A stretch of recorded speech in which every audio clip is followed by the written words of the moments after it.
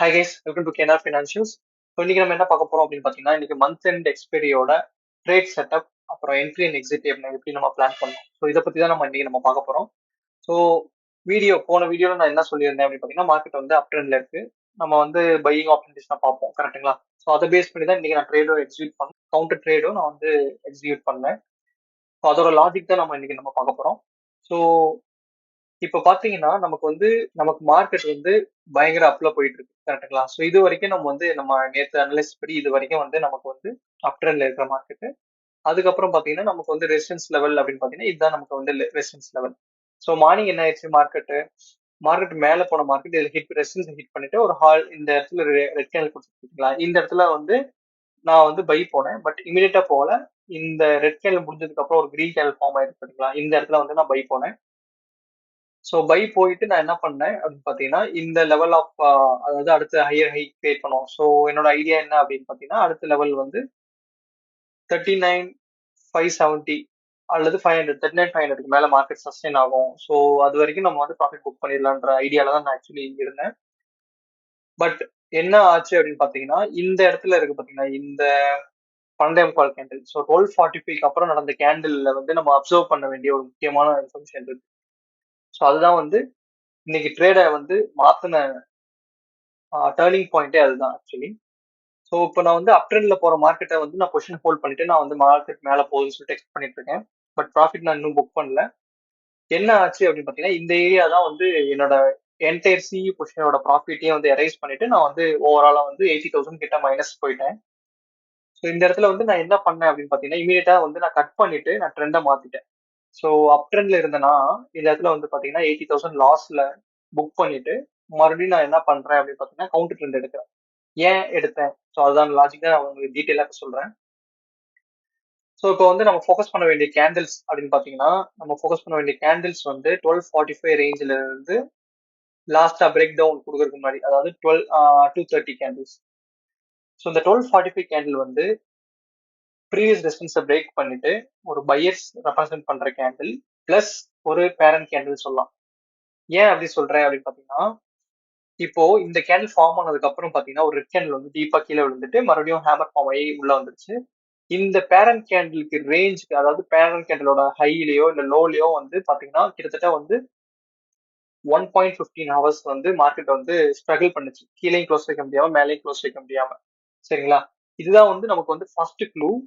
So நம்ம என்ன பண்ண போறோம் அப்படின்னு பாத்தீங்கன்னா, இங்க இருந்து அதாவது நான் 11:15 நான் பொசிஷன் எடுத்திருக்கேன் அப்படின்னா இந்த கிரீன் கேண்டில் வரைக்கும் நான் ஹோல்ட் பண்றேன். ஹோல்ட் பண்ணிட்டு இந்த கிரீன் கேண்டில் கீழே தான் என்னோட ஸ்டாப் லாஸ். சரிங்களா? ஏன் அந்த ஸ்டாப் லாஸ் அப்படின்னு பாத்தீங்கன்னா, இது வந்து பேரண்ட் கேண்டிலோட லோ உடச்சிருச்சுன்னா நம்ம மறுபடியும் மார்க்கெட் வந்து இந்த நான் எடுத்த பொசிஷன் கிட்டே வந்துடும். ஸோ அதனால எனக்கு லாஸ் தான் வரும். ஸோ அதனால என்ன பண்றேன், ஸ்டாப் லாஸ் வந்து இது கீழே நான் ட்ரையல் பண்றேன். அல்லது நீங்க வந்து அந்த இடத்துல வந்து பிரேக் அவுட் கீழே கொடுத்துச்சுன்னா நீங்க டேரக்டா மார்க்கெட் ரேட்ல எக்ஸிட் பண்ணிடணும். ஸோ அப்படி வெயிட் பண்ணும்போது என்ன ஆயிடுச்சு அப்படின்னு பாத்தீங்கன்னா, இந்த இடத்துல இந்த கேண்டில் பிரேக் அவுட் கொடுத்துருச்சு, கரெக்டுங்களா? ஸோ இப்போ வந்து பாத்தீங்கன்னா மார்க்கெட் வந்து அப் ட்ரெண்ட்ல இருக்கு. அப் ட்ரெண்ட்ல இருக்கும்போது நமக்கு வந்து லெஃப்ட் சைட் பாத்தீங்கன்னா 39,500 வந்து ஒரு நல்ல ரெசிஸ்டன்ஸ், கரெக்டுங்களா?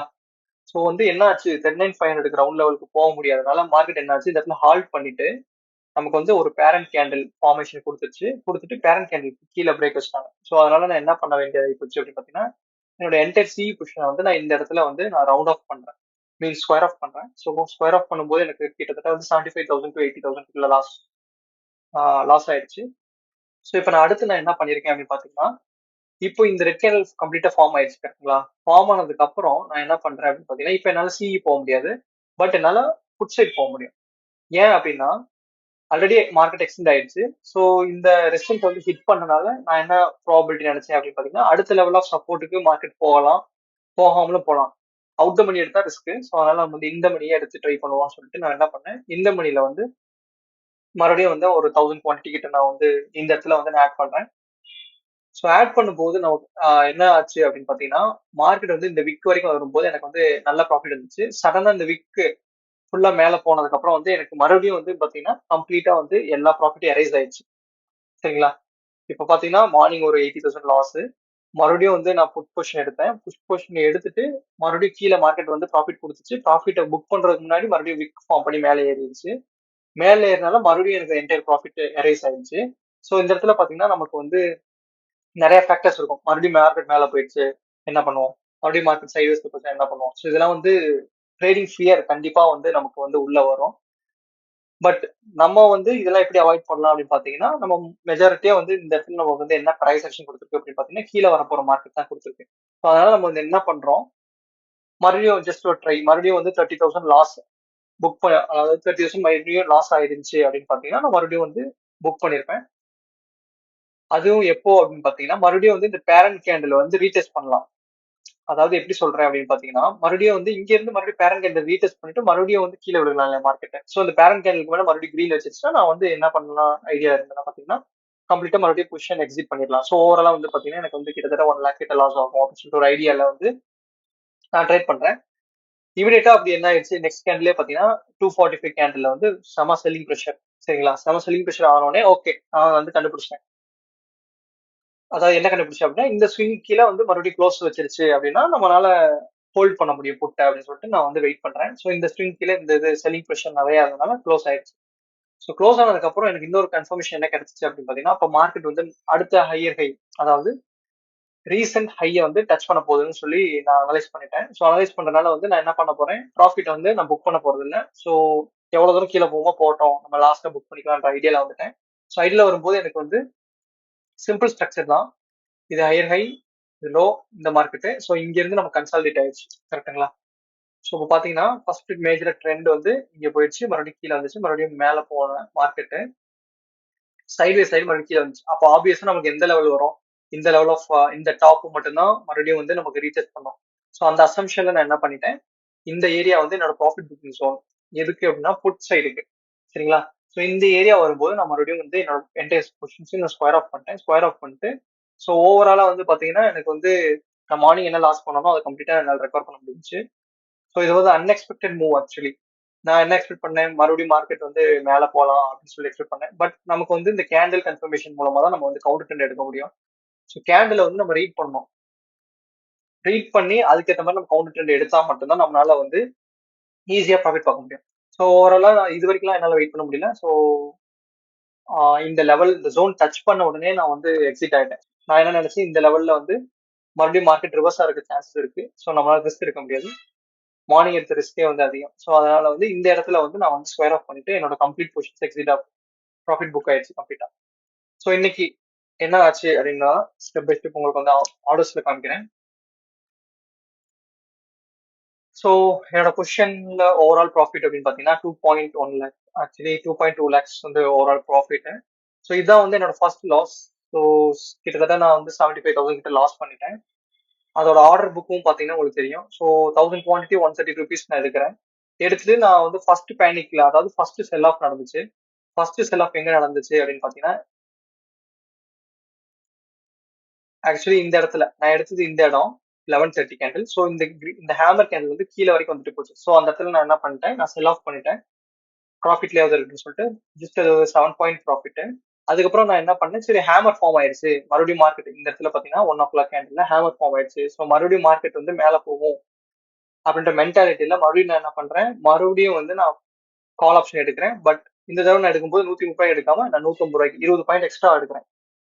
சரிங்களா? ஸோ அப்படி எடுத்து நான் வெயிட் பண்ணும்போது என்ன ஆயிடுச்சு, இது கன்சாலிடேட் ஆயிட்டு இந்த இடத்துல கீழே பிரேக் டவுன் கொடுத்துருச்சு.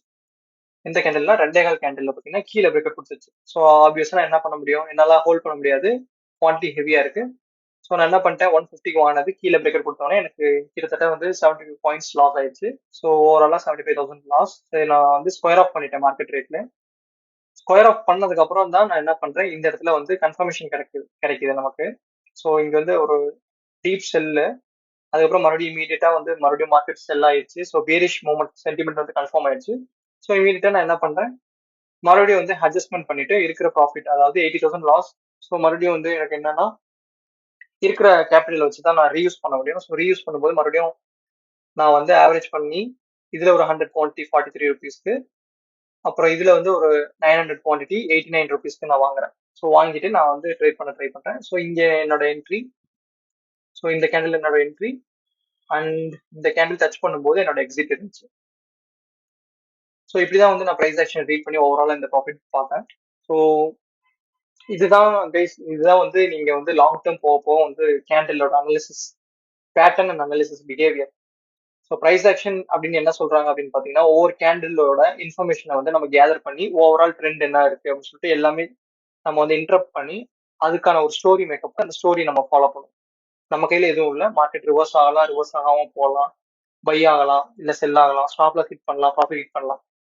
பட் பிஃபோர் ஒரு ட்ரேட் எக்ஸிக்யூட் பண்றதுக்கு முன்னாடி நீங்க வந்து இந்த கேண்டில் இன்ஃபர்மேஷனை ரீட் பண்ணி, ஸோ கேண்டில் என்ன சொல்ல வருது அப்படின்னு தெரிஞ்சுக்கிட்டீங்கன்னா எந்த மார்க்கெட்லயும் நீங்க ஈஸியா வந்து ப்ராஃபிட் மேக் பண்ணலாம்.